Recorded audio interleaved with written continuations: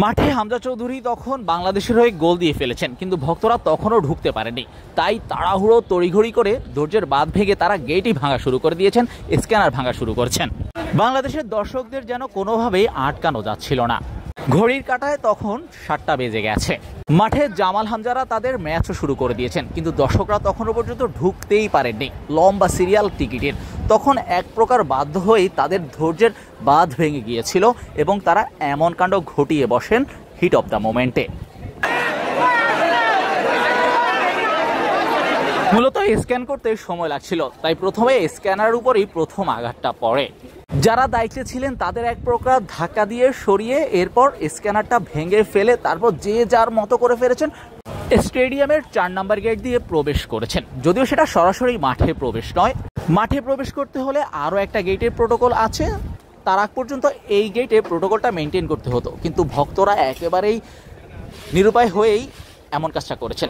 লাঠিচার্জ করেও আসলে কোনো কাজ হয়নি। তখন সবাই এক প্রকার ধৈর্য হারিয়ে ফেলেছেন, নিজেদের মেজাজ হারিয়ে ফেলেছেন, নিজেদের কন্ট্রোলে রাখতে পারেননি।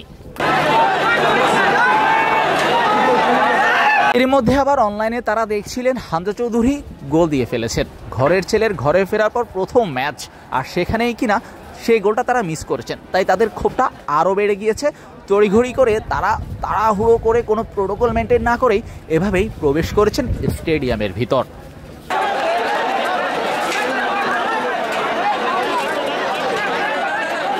স্টেডিয়ামের 4 নম্বর গেটের দুই পাশে যে পরিমাণ লম্বা লম্বা সিরিয়াল ছিল সেটা শেষ হতে হতে নিঃসন্দেহে ম্যাচের বড় একটা সময় কেটে যেত। তাই তাদের মধ্যে এমন ক্ষোভ, তারা যদি গেটের বাইরে লাইনে লম্বা সময় ধরে দাঁড়িয়ে থাকেন তাহলে তারা ম্যাচ দেখবেন কখন। পর্যাপ্ত পরিমাণ নিরাপত্তা ব্যবস্থাও ছিল না, তাই আইনশৃঙ্খলা রক্ষাকারী বাহিনীরাও একেবারে নিরুপায় হয়ে ভিডিও করেছেন, মুহূর্তটা দেখেছেন আর ভিডিও করে দর্শকদের এই কাহিনীগুলোই দেখছিলেন। সবাই যে যার মতো করে নিচ্ছিলেন, যে যার মতো করে কে কার আগে যেতে পারেন সেই প্রতিযোগিতাটাই চালিয়েছেন। এই জায়গাটা এই মুহূর্তে একেবারেই ফাঁকা, একদম আপনারা দেখছেন খুব বেশি ভিড় নেই। আমি যদি এদিকে দেখাতে বলি, এদিকেও খুব বেশি গাড়ির জট, গাড়ি দেখতে পাচ্ছেন, এদিকে খুব বেশি মানুষ নেই, এদিকে খুব বেশি মানুষ নেই, কিন্তু 5 মিনিট আগেও এই জায়গাটা পুরোপুরি পরিপূর্ণ ছিল। একেবারেই দর্শকরা যারা টিকিট কিনেছেন এবং টিকিট নিয়ে দাঁড়িয়েছিলেন ঢোকার জন্য, তারা একেবারে এটাকে জ্যাম্প্যাক করে রেখেছিলেন। ম্যাচ শুরু হয়ে গেছে 7টা বাজে, কিন্তু তারা তখনও ঢুকতে পারেননি। এক পর্যায়ে সবাই এখানে যে গেটটা আছে 4 নম্বর গেট, সেটা ভেঙে সবাই ঢুকে গিয়েছেন।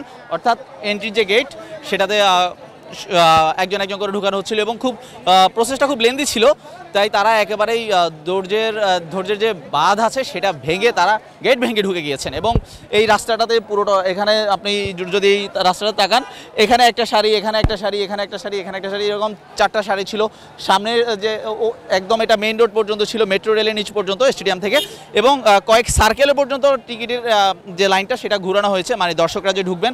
ঠিক এই রোডটা যদি দেখাই, এই রোডেও একই অবস্থায় ছিল, কিন্তু মুহূর্তের মধ্যে অর্থাৎ 5 মিনিটের ব্যবধানে সে সম্পূর্ণ ক্লিয়ার এবং সবাই তাদের ধৈর্যের যে বাঁধ সেটা ভেঙে তারা গেট ভেঙে ঢুকে গিয়েছেন। এবং গেট ভাঙার ভিডিওটা আপনারা নিশ্চয়ই দেখেছেন আমাদের মিডফিল্ডের পর্দায়, এই প্রতিবেদনে দেখছেন।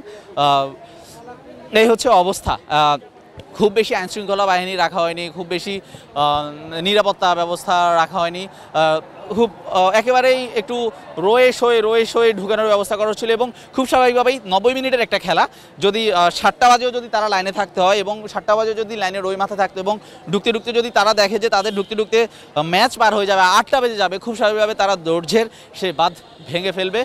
যদিও গেট ভাঙাটা উচিত না, এটা কাম্য না, এটা স্পিরিটের সাথে যায় না, বাট তারা আসলে নিরুপায় হয়ে এমনটা করেছেন। এবং এখন সবাই ঢুকেছেন, এখন সবাই গেটে ঢুকেছেন, খেলা দেখতে যাবেন। সো এই ছিল এখান থেকে আপডেট। Shahriar sound, midfield.